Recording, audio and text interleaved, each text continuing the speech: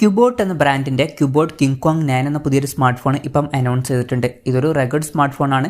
അതുപോലെ തന്നെ പല ഇൻട്രസ്റ്റിംഗ് ആയിട്ടുള്ള ഫീച്ചേഴ്സും ഇതിൽ വരുന്നുണ്ട്. എന്തായാലും ഈ ഒരു വീഡിയോയിൽ നമ്മൾ നോക്കാൻ പോകുന്നത് ക്യൂബോട്ട് കിങ്കോങ് 9 എന്ന സ്മാർട്ട് ഫോണിനെ പറ്റിയിട്ടാണ്. ആദ്യം നമ്മൾ ഡിസ്പ്ലേയുടെ കാര്യം നോക്കുകയാണെന്നുണ്ടെങ്കിൽ 6.583 ഇഞ്ചിൻ്റെ ഫുൾ HD പ്ലസ് ഡിസ്പ്ലേ ഇതിൽ കൊടുത്തിട്ടുണ്ട്. LCD പാനലാണ് ഇതിൽ ഉപയോഗിച്ചിരിക്കുന്നത്. 15,000 രൂപയ്ക്ക് താഴെ അതൊരു പ്രശ്നമായിട്ട് പറയാൻ പറ്റില്ല AMOLED ഡിസ്പ്ലേ ഇല്ലാത്തത്. ഡിസ്പ്ലേയിൽ 120 ഹെർട്സിൻ്റെ റിഫ്രഷ് റേറ്റ് ഒക്കെ സപ്പോർട്ട് ചെയ്യുന്നുണ്ട്. വാട്ടർ ഡ്രോപ്പ് നോച്ച് ഡിസൈനുള്ള നോച്ചാണ് കൊടുത്തിരിക്കുന്നത്. പഞ്ച്വൽ ഡിസൈനൊന്നും ഇതിൽ വരുന്നില്ല. പിന്നെ അത്യാവശ്യം വലിയ ബെസൽസും കാര്യങ്ങളൊക്കെ വരുന്നുണ്ട്.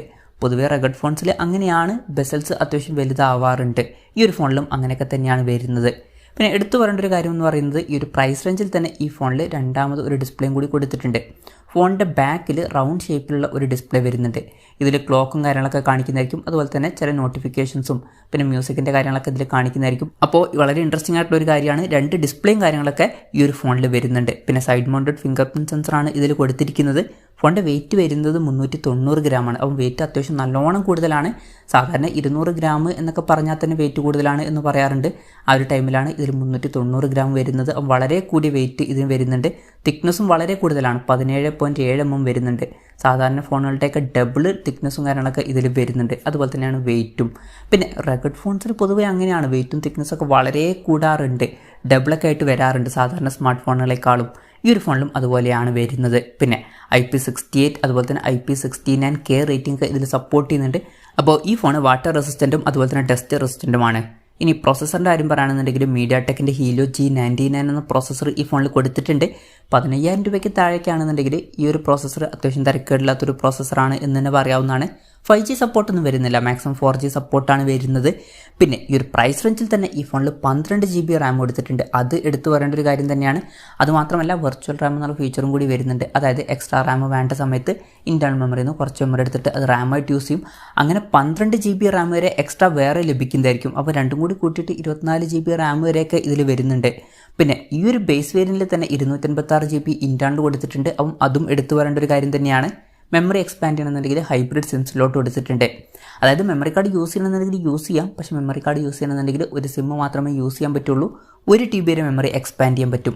NFC എന്നുള്ള ഫീച്ചർ കൊടുത്തിട്ടുണ്ട്. 3.5 mm ഓഡിയോ ജാക്ക് ഈ ഫോണിൽ വരുന്നുണ്ട്. Android 13 ബേസ് ആയിട്ടുള്ള സോഫ്റ്റ്വെയർ ആണ് ഇതിൽ കൊടുത്തിരിക്കുന്നത്. ക്യാമറയുടെ കാര്യം പറയുകയാണെന്നുണ്ടെങ്കിൽ ഫോണിൻ്റെ പിന്നിൽ ട്രിപ്പിൾ ക്യാമറ സെറ്റപ്പ് കൊടുത്തിട്ടുണ്ട്. ഇതിൽ 100 MP മെയിൻ ക്യാമറ സെൻസർ വരുന്നുണ്ട്. പിന്നെ 24 MP ഒരു നൈറ്റ് വിഷൻ ക്യാമറയും ഇതിൽ കൊടുത്തിട്ടുണ്ട്. 5 MP മാക്രോ ലെൻസും വരുന്നുണ്ട്. സെൽഫി ക്യാമറയുടെ കാര്യം പറയുകയാണെന്നുണ്ടെങ്കിൽ ഫ്രണ്ടിൽ 32 MP സെൽഫി ക്യാമറയാണ് കൊടുത്തിരിക്കുന്നത്. പിന്നെ എടുത്തു പറയേണ്ട മറ്റൊരു കാര്യം എന്ന് പറയുന്നത് ബാറ്ററിയാണ്. 10,600 mAh ബാറ്ററി ഇതിൽ വരുന്നുണ്ട്. വളരെ കൂടിയൊരു ബാറ്ററി കപ്പാസിറ്റി ഇതിൽ വരുന്നുണ്ട്. സാധാരണ ബാറ്ററിയുടെ കാര്യത്തിൽ 5,000 mAh മുകളിൽ വന്നാൽ തന്നെ നമ്മൾ വളരെ മികച്ചൊരു ബാറ്ററി കപ്പാസിറ്റി എന്നൊക്കെ പറയാറുണ്ട്. ആ ഒരു ടൈമിലാണ് ഇതിൽ അതിൻ്റെ ഡബിൾ വരുന്നത്. 10,600 mAh ബാറ്ററി വരുന്നുണ്ട്. അതുമാത്രമല്ല 33 വാട്ടിൻ്റെ ഫാസ്റ്റ് ചാർജിങ് സപ്പോർട്ടും ഇതിൽ വരുന്നുണ്ട്. Type C ചാർജിങ് പോർട്ടും കൊടുത്തിട്ടുണ്ട്. അപ്പം വളരെ മികച്ചൊരു ബാറ്ററി കപ്പാസിറ്റിയും കാര്യങ്ങളൊക്കെ ഇതിൽ വരുന്നുണ്ട്. അപ്പം ഇതൊക്കെയാണ് ഫീച്ചേഴ്സിനെ പറ്റി പറയാനുള്ള കാര്യങ്ങൾ.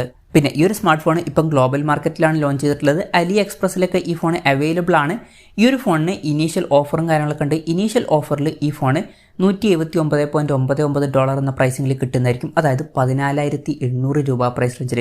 ആ ഒരു പ്രൈസ് റേഞ്ചിൽ ഈ പറഞ്ഞിട്ടുള്ള ഫീച്ചേഴ്സ് എങ്ങനെയുണ്ടെന്ന് വെച്ചാൽ ബാറ്ററി സെറ്റപ്പ് ബെസ്റ്റ് ആണ് എന്ന് തന്നെ പറയേണ്ടി വരും. അതുപോലെ തന്നെ ക്യാമറയിൽ 100 MP ക്യാമറയൊക്കെ വരുന്നുണ്ട്.